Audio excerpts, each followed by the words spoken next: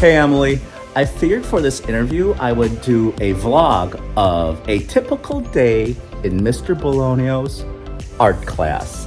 I hope this will answer a lot of your questions for this interview. All right, let's go.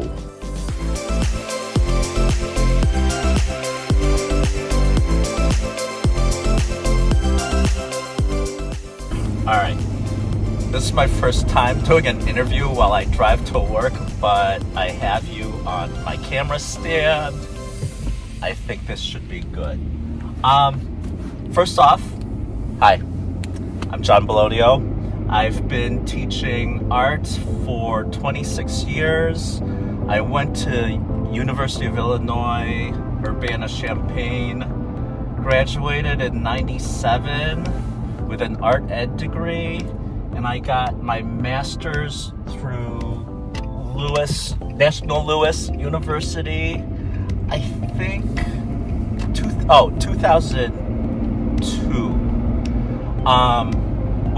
The first question, let me see. What inspired me to be a teacher? Honestly, when I was a kid, long story short, when I was a kid, I wanted to be a cartoonist. I would watch Looney Tunes like Bugs Bunny, Spider-Man and His Amazing Friends, Super Friends, all these cartoons every day, every Saturday morning. And I knew as a kid that I wanted to be the person who draws them. So I was really fascinated with animation. Throughout my whole life, I brought a sketchbook everywhere. I would draw whatever, every day. I didn't really get into teaching until literally college at U of I, because at U of I, they don't have like a cartooning degree. I did get a lot of experience drawing for the Daily Illini. I ended up being the graphics editor, so I was in charge of making sure all the visuals, the graphs, the comic strips, everything art related looked good for the paper each day. So it was my sophomore year, and I thought, what in the world? I had a painting degree. I thought, what in the world am I going to do when I graduate from here with a painting degree? I'm not knocking it. I'm sure I would have found a great job, but I really wanted to consider my options. So I went to the art ed department, and then when I started taking, the first general courses in art ed, tried out different arts mediums, and then when I first started working with kids, I thought, wait a second, this kind of fit, because I felt like I'm pretty natural with the kids, and I knew that when I was their age, I was really into art. So my job was really to just motivate them. So that's how I got into teaching. Second question, is the age group the one you have still the one you prefer? Yes, I wholeheartedly agree. I know it's a cliche.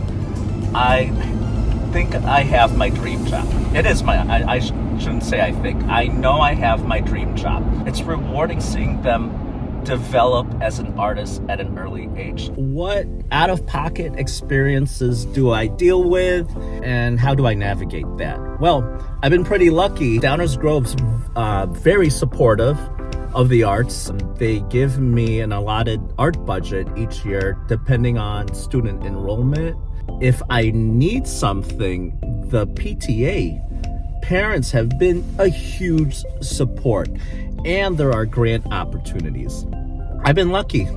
It's been very good. We're here at Whittier School.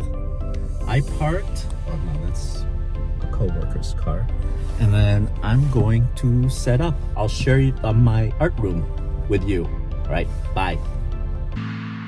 So I saw that one of the questions on the interview sheet was, do I share a room? The answer to that question is definitely yes. I like decorating the room in a theme for all of my schools. I'm at 3 schools, and in this room, it's the Chicago theme. I have Chicago sports jerseys above the tables with numbers. And then I have some Chicago artists. I did some drawings combining their style with mine. Being the art teacher, I like having a lot of visuals around for the kids. So if they're ever stuck on an idea, they can just look around their space and maybe something will spark in their mind.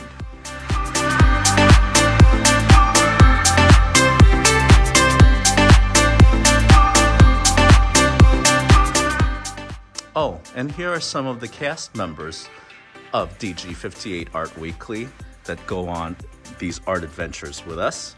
There's Baby Yoda, Little Mr. Belonio, Baby Yoda, and Little Spider-Man. Oh, and we can't forget the very hungry caterpillar. Say hi, guys. Hey, Emily! I think one of the questions on the interview page was, do I have any extra duties? Every teacher has duties during the week. One of them I'd like to point out is that I am the crossing guard here at Whittier every Tuesday and Wednesday morning. It's kind of fun.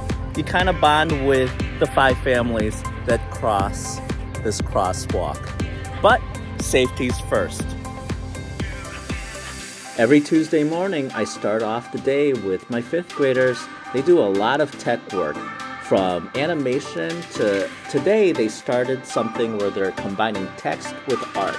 So they're trying to find some images and some good words to fit with those images. How do I keep my students motivated? Well, I'm here with the 1st graders. Everyone say hi. Guys, I'll ask you, how do you stay motivated in art class? What makes art fun? Who can answer? Jackson. To always do your best. What else do I tell you? Do your best drawings. Jade? Work your hardest. Work your hardest. You always have to use your best. Do your best. Yes, and that's what makes art so great, right? So it's easy for us to be motivated if we're having fun. How do you work with popular culture trends that find their way into the classroom? The 1st graders are working on like dream houses, right? So they're adding things from their imagination and things that they're into. Thank you, Milo, for sharing. So share your artwork. What are some of the things in your artwork that you want to share that's popular today? The U.S. flag. Christmas is always popular. Rainbow slides. Oh, is that Bowser's house? Right? Oh, Andre, thank you for the hug. All my classes bring their iPads to art class. This is a kindergarten, even kindergarten class, they know to bring their iPads, and when they finish their projects, they take a picture of their work and send it. Awesome. They take a picture of it on the app Seesaw, and then I approve it later, and then their parents get to see their wonderful artwork. So this is just an example of how we use technology in the art room. Right, kids?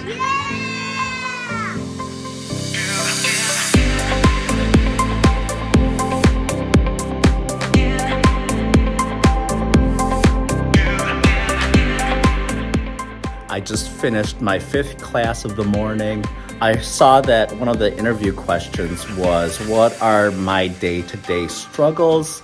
I try to keep it positive, but one of the struggles I have is that I'm always on the go every day. I average 9 classes a day, and this is good that we're doing this on a Tuesday because I start my Tuesdays at Whittier, and then I'm gonna grab some lunch somewhere and then head to Fairmont.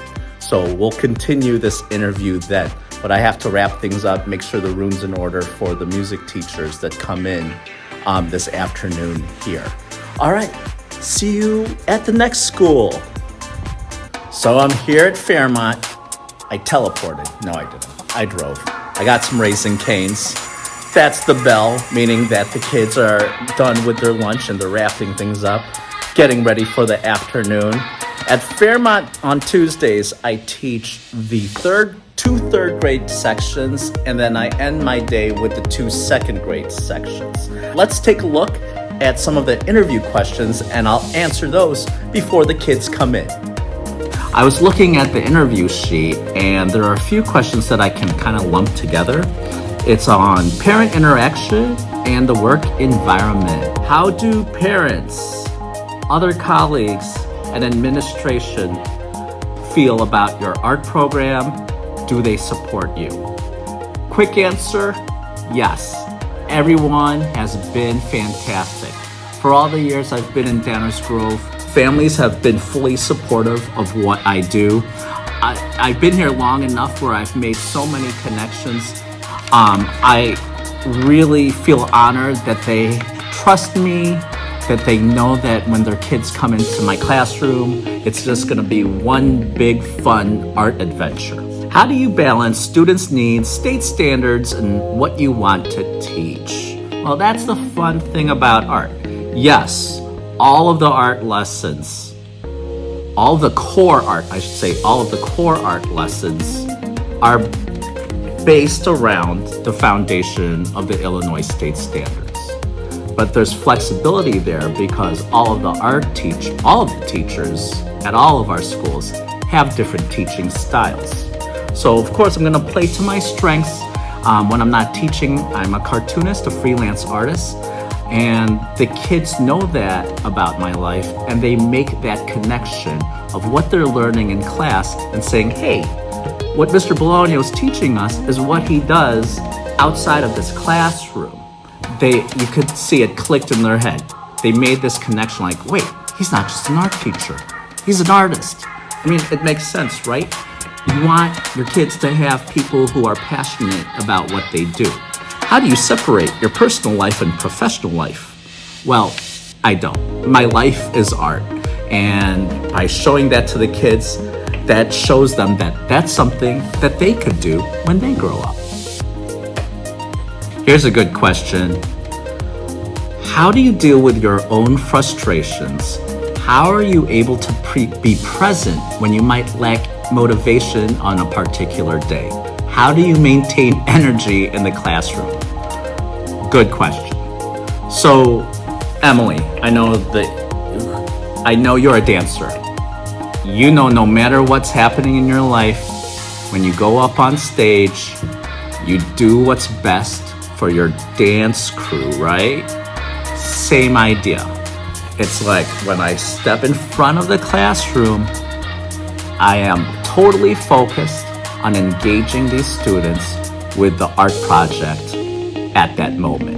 I'm not thinking about what's happening in my personal life. My personal life's going fine anyways, but I treat that like stage performances. It is game time. You got to be on constantly. How do I maintain my energy? I don't know. I just have fun with it. Laugh at yourself. Make it a fun day. Make sure it's a fun day, not just for the kids, but for you, right? So that's my little bit of advice on staying engaged. Also, I drink Diet Pepsi, Diet Cherry Pepsi. That helps keep my energy going too.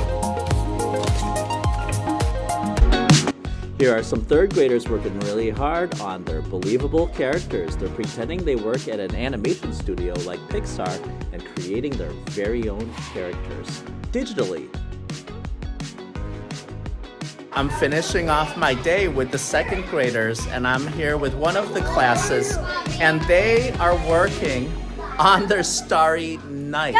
They learned about Vincent van Gogh, and they wanted to share. They want to share their work with you.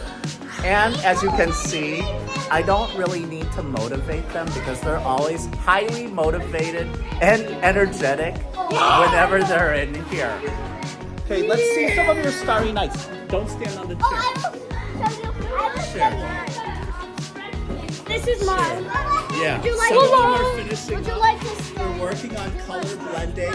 Okay, you can't block it all. There you go. Follow your dreams. Always follow your dreams. That was the interview process. I hope you enjoyed being, there's a very hungry caterpillar. I hope you enjoyed this video. I hope it's not too long.